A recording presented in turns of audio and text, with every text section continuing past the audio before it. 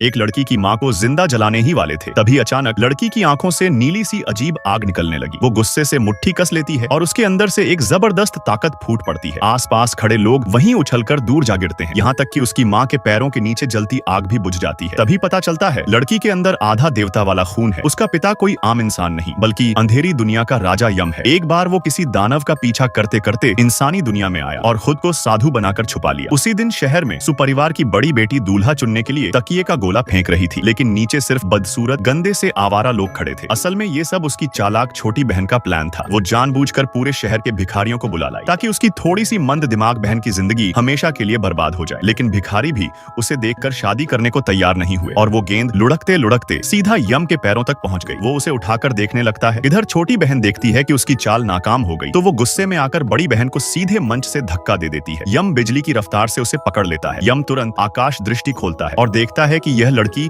असल में जन्म से बहुत खास है, लेकिन उस पर किसी बुरी आत्मा का साया है। इसी वजह से वो बेवकूफ सी लगती है। उसे अपने पिता की भविष्यवाणी याद आती है कि धरती पर उसे भाग्य वाली लड़की मिलेगी और अगर वो उससे शादी कर ले तो उसकी शक्ति भगवान स्तर तक पहुंच जाएगी। इसलिए वो कह देता है कि वो इसी मंद दिमाग बेटी से शादी करना चाहता है। सुहाग रात में वो मंत्र पढ़कर उस बुरी आत्मा को निकाल देता है और जैसे ही आत्मा निकलती है लड़की अपनी असली शक्ल में लौट आती है। खूबसूरत, समझदार, पूरी तरह इंसान जैसी। यम भी देखकर दंग रह जाता है। लड़की रो पड़ती है क्योंकि बचपन से माँ नहीं थी। हर किसी से ताने और अपमान मिले और अब पहली बार कोई है जो उसे बचा सकता है। दोनों एक दूसरे से गले लगकर रो पड़ते हैं। अगली सुबह यम समझ जाता है कि यही उसकी किस्मत वाली पत्नी है। उसकी साधना में जो रुकावट थी वो खत्म हो चुकी है, लेकिन हमेशा साथ रहने के लिए उसे फिर से अधोलोक लौटना पड़ेगा और 1 लाख अच्छे कर्म जमा करने होंगे, तभी वो पत्नी को अमर बना सकेगा। समय बीतता है। पत्नी एक बेटी को जन्म देती है, लेकिन चालाक छोटी बहन अब भी बाज नहीं आती। वो माँ बेटी दोनों को कैद कर देती है और रोज उसकी एक कटोरी खून निकलवाती है, क्योंकि उसके पति के धंधे के लिए ताजा खून चाहिए होता है। फिर शहर में अचानक महामारी फैल जाती है और जब औरत बीमार हो जाती है, छोटी बहन झूठा आरोप लगा देती है कि यही दोनों बीमारी का कारण है। लोग गुस्से में उन्हें देवता के मंदिर में ले जाकर कुर्बानी देने का फैसला करते हैं। औरत घुटनों पर गिरकर बेटी के लिए दया मांगती है। तभी पत्थर की मूर्ति से हरी रोशनी निकलती है और पर्वत देवता प्रकट हो जाते हैं, लेकिन वो खुद लालच में आ जाते हैं और औरत की आत्मा निगलना चाहते हैं। वो सबको कहते हैं कि ये स्त्री बीमारी की देवी का जन्म है, अगर इसे जला दिया जाए तो महामारी खत्म हो जाएगी। लोग आग लगा देते हैं। बेटी फूट फूट कर रोती रहती है और उसी सदमे में उसकी अधिदैवी शक्ति जाग जाती है। उसके आंखों से नीली रोशनी निकलती है। वो गुस्से में मुट्ठी भींच लेती है। लोग दूर जा गिरते जाते हैं। आग खुद ब खुद बुझ जाती है, लेकिन वो अभी इतनी ताकतवर नहीं है। पर्वत देवता उन्हें फिर से बांध लेते हैं और खुद उनकी आत्माएं निगलने की तैयारी करते हैं। उसी वक्त दूर अधोलोक में यम महसूस करता है कि उसकी बेटी खतरे में है। वो फौरन गरजता है, नहीं, मेरी पत्नी, मेरी बेटी खतरे में है, और तुरंत उन्हें बचाने निकल पड़ता है। फ्री फायर वाले रेड हार्ट और पबजी वाले ब्लैक हार्ट कमेंट करो।